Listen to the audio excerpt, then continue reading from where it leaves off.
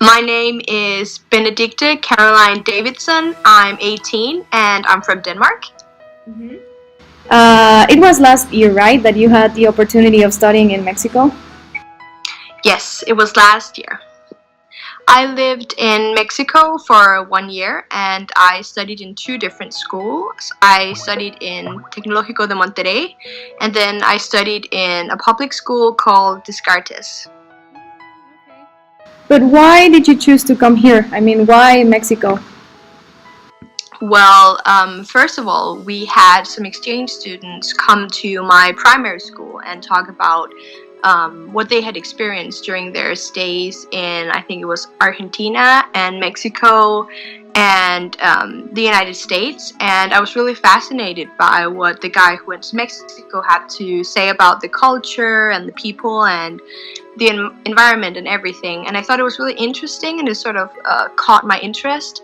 And I have sort of always known that I wanted to go 1 year abroad. And in the beginning, I was more sort of fixed on going to the United States. But with time, I really began to sort of fall in love with Mexico, you could say. And I really wanted to see the country for myself because I had read so much about it. And I think that was probably one of my biggest motivations. And also one of my friends, she's half Mexican and I'm really close with her family here in Denmark. So I've always talked with them about Mexico and Latin American culture. So yeah. That's really nice. You're almost Mexican now. Yes, my biggest dream. And what did you enjoy the most about living here in Mexico? Well, definitely the food. I think whoever you will ask, they will definitely answer the food. It's really, really great. And it was really nice to experience a different climate because, as you probably know, Denmark is very cold. And it was really fun to sort of see how people sort of dealt with that in their everyday life. The heat, the nature. Also, I think I stayed in Chiapas during my stay, and I also went to some of the northern states and to Yucatan as well. So I felt as if I saw like a broad spectrum of the Mexican culture and nature. And what would you say was the biggest cultural shock in Mexico? The way that people are really open in Mexico, and for instance, if you meet them somewhere and you talk to them for, I don't know, an hour or so, they will sort of offer to help you to get somewhere if you're lost, or maybe drive you somewhere if you need a ride. And that was really different from what I had experienced in Denmark, where people, I guess, are a little bit more suspicious, or I don't know, not suspicious, but it's just not something that it's not something that sort of pops into our minds when we meet someone in need of our help, which I thought was really inspiring. And also just the nature, I thought, like, it was crazy. Everywhere, look, there was mountains, and in Denmark we don't have mountains, so that was really a really strange thing for me. And I think that is, like, in general, the things that shocked me the most. Yeah. You once told me that you were very shocked in Mexico because you felt that we were very conservative. Yeah, I think that in some ways you are, and I think it depends. Mexicans are. I think it depends on who you are a lot. I think here in Denmark we're more, our parents sort of, not that they trust us more, I think that your parents trust you too, but I think that they're a little bit more open towards us. How can you say, traveling around by our own and doing stuff on our own, whereas in Mexico you rely a lot more on your parents and their values. That here, in general, we have less corruption in Europe. I think that in some countries, for instance, Italy and Spain, it still is a big problem, but I think that democracy has sort of also opened up for its citizens to be more enlightened and a little bit more open when it comes to certain things, and transgender rights and stuff like that. And I think it's a more discussed topic. I think we have sort of the freedom to talk a little bit more about certain things than I think in Mexico it's not that common, and I think it is becoming more common, and I think what can you say, the things that we talk about more openly over here, I think they're definitely arriving in Mexico. Well, we will now move on to the questions about Denmark. So, yay! How would you define the Danish lifestyle? Well, I think we're really relaxed and stressed at the same time, which is a really odd combination. But I think that we sort of are more relaxed in terms of being really open to new things and new policies and new people. And I think that we're really, at the same time, a bit stressed because we're sort of some people that work really hard, and we usually come home really late at night. Our parents do, and there's less focus on family time, I think, in general. Like, I think when I went to Mexico, I experienced that, okay, at least once a week, like, everyone in the family would like gather together and have a big, I don't know, cena or something like that. Yeah. Whereas in Denmark, that happens more rarely, which I think is a shame, because that's a really nice thing. So I think in that way, we're a little bit stressed and a little bit occupied with ourselves. And in that way, our society has become a little bit more egoistic than the Mexican society, where you're more rooted in your family, which I am jealous of, basically. Do you feel safe in your own country? Yeah, I really do. I think that I can walk. I remember telling you this, like, you can definitely walk in the middle of the night in the city center and not be afraid that anything's gonna happen to you, because yeah, nothing really is. Of course, like, if you see like a drunk, we have a problem with some Greenlandish people. I don't know, people from Greenland. Yeah. Like, sometimes they come here and they don't have a lot of money, and they sort of become like the drunk people of like our bigger cities.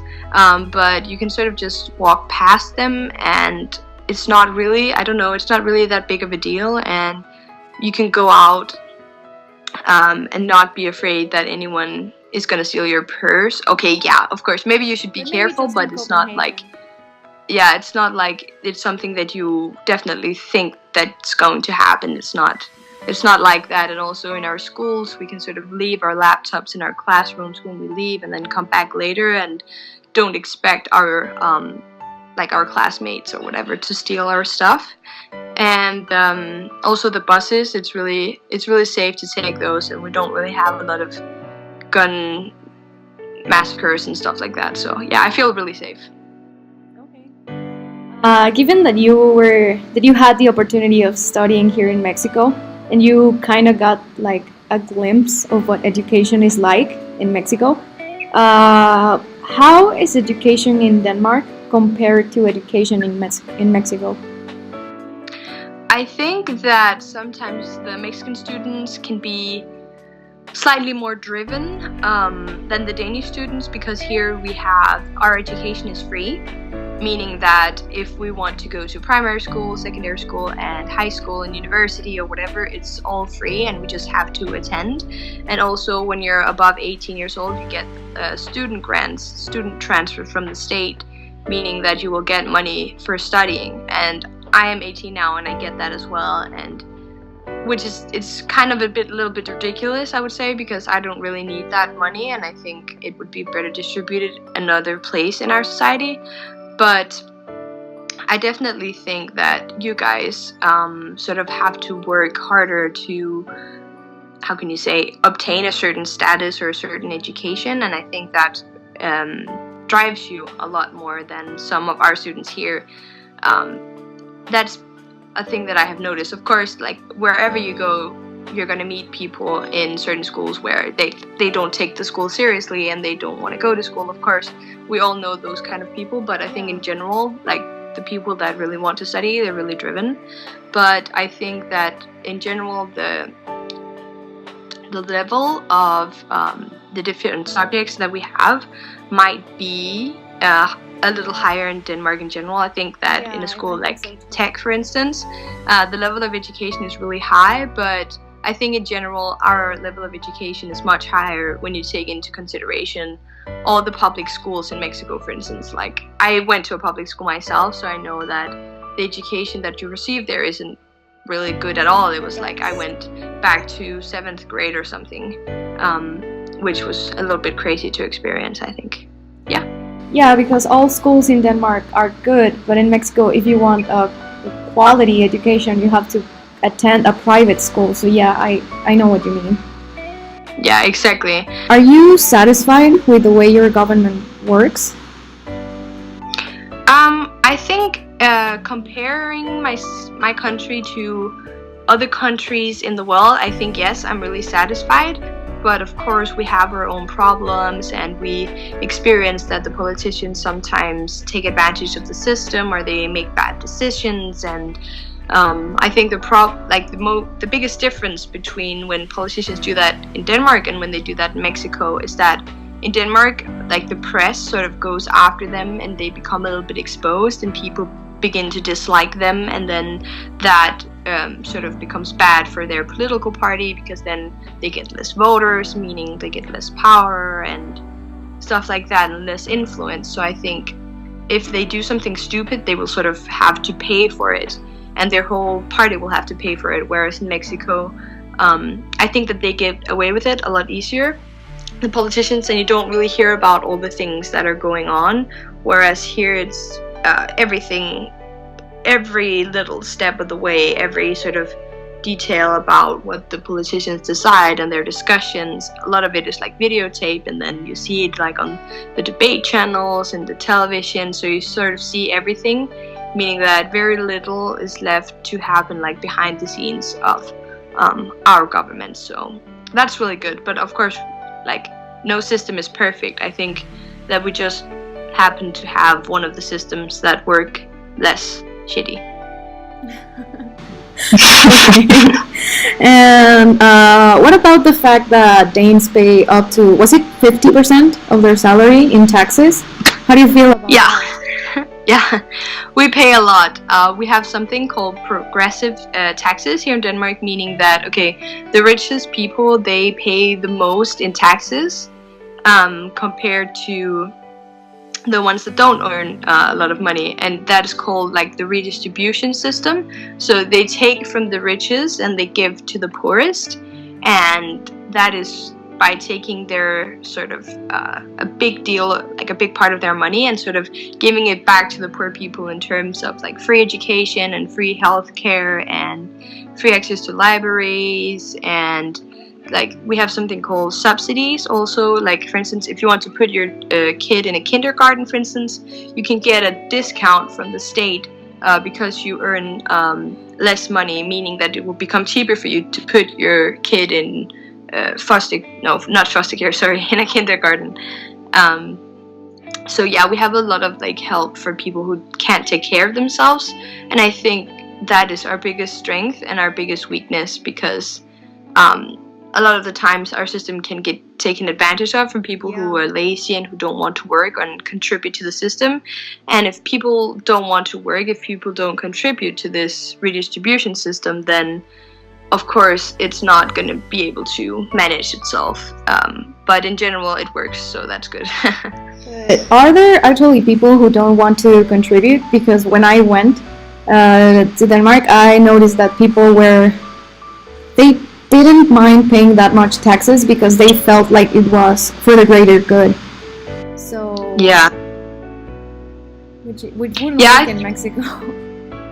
Yeah, I think that definitely people want to, like, most people want to contribute to the greater good, and I think that when you came here also you saw like a better part of society, you could say. And I think that the people in the bigger cities, they're usually also the ones who have like higher positions when it comes to their jobs, and they're more enlightened, they know more about how like political systems work, and they have more knowledge about it, so they're able to make better decisions and answer that they want to help because that is for the greater good. And I think that's really great. But we also do have some people who definitely are just lazy and have had a bad upbringing and childhood and can't really manage to take care of themselves. I mean, every country has those people, but I think that we try as best as we can to sort of pull them out of their misery, if that makes sense. Like, help them if they have a drug problem or if they can't handle their economy. We try to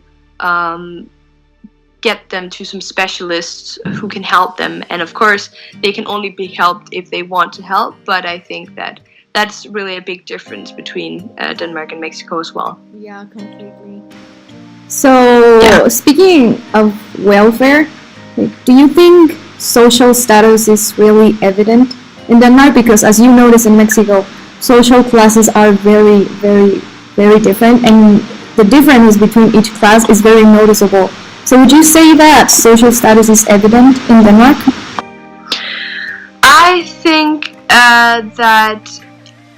think yes, but I don't think it's close to what I have experienced in Mexico myself. I think that here we're really we have a lot of people in like the middle class, you could say a lot of people, and it's really difficult to sort of become really like upper class because you have to pay so much in taxes and that sort of stuff. So if, like, we only have a small percentage of our population who are really like up there, who are really like millionaires, billionaires. And we have a lot of people in like the middle class spectrum, some who have a lot of money and some who of course who have less money, but we're sort of all in that group. And then we have a small percentage of the population again, like in the poor people sector, you could say. But definitely we're closer to each other. I think we have more equality in that matter. Like when we talk about houses and material goods and how much money our population sort of have to spend on personal things, I think we have more or less the same amount of money to do that. So that's really great. I think that if you have money in a country like Mexico, you are not afraid to show it. And I think that in Denmark we're a little bit more like, oh, if we have money, we don't want to show it. Like, we don't want to buy big cars and have a Chanel purse or whatever. I think we're a little bit more toned down, at least some of us are in general. And do you see Denmark as a multicultural country? Like, is there a lot of diversity in Denmark? I think yes, and I think no, because we are one of the countries in Europe who we have been at least over the last, 10 years, something like that, who take the most refugees from Syria and from the Middle East. So we're really a multicultural country, but we live, I think, we live very separately. For instance, where you came to visit, like, there's a lot of like white people, you could say, like the Danes who have lived there for like, at least 5 generations or something.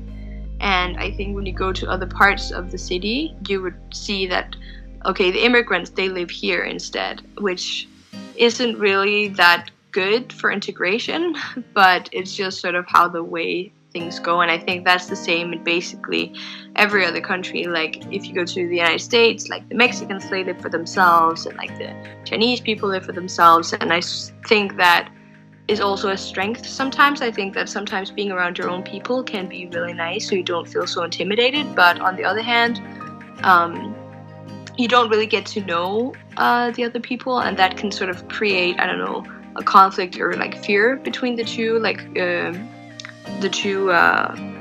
ethnic groups. And that's also not a big problem, but a problem in Denmark, that we sort of see each other. I think like the white people and the immigrants, we see each other in a negative way because we don't really know so much about each other, because we don't live close enough together. And like my family, we're not really friends with anyone from Syria, for instance. What do you think about the fact that Denmark was named the happiest country in the world? Well. I think like we've been named the happiest countries for a lot of years.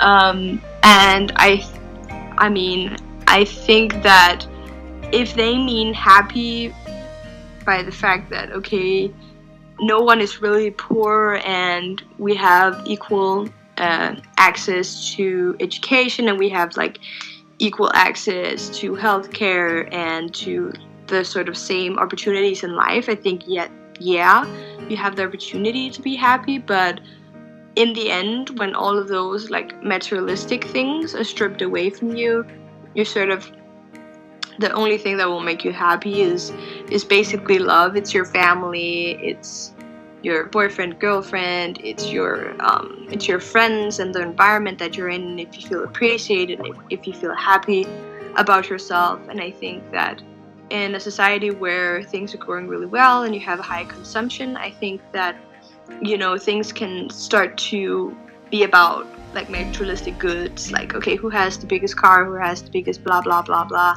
And I think in that way, for Danish kids, it can be a little bit hard to keep up and to be part of like the next thing that's happening. So I think that takes up a big space in our lives, and I think that's a little bit sad, because that's not really what's going to make us happy. But on the other hand, it sort of makes sense that like the lives of young kids would take that direction when you sort of take the wealth of our society into consideration. But I think that in general we are a happy country. I think the problems that we have are not necessarily financial problems, or where am I going to stay? Am I ever going to have a career? I think it's more like internal problems. Do I feel appreciated? Do I feel happy? Do I feel loved? Where am I? Blah, blah, blah. All those kind of things. So if happy is about having a lot of material things, then I think we're good. But when it comes to being happy inside yourself, I think that we're just as fucked as everyone else. So we just wanted to thank you, because we really think that your perspective is very interesting, since you are our own age and you got to live in Mexico. You actually got to experience what living in Mexico is like. So we really appreciate your perspective in this topic. Oh, thank you so much. I thought it was really nice to talk to you guys, and yeah, I'm just happy to help, so it's not a problem for me at all. And I think it's really cool too. I think it showed me a lot to sort of see both, what can you say, both countries, and see what it's like to live in them. So yeah, happy to help. Thank you. Thank you, Bene. Gracias. Gracias. Thank you.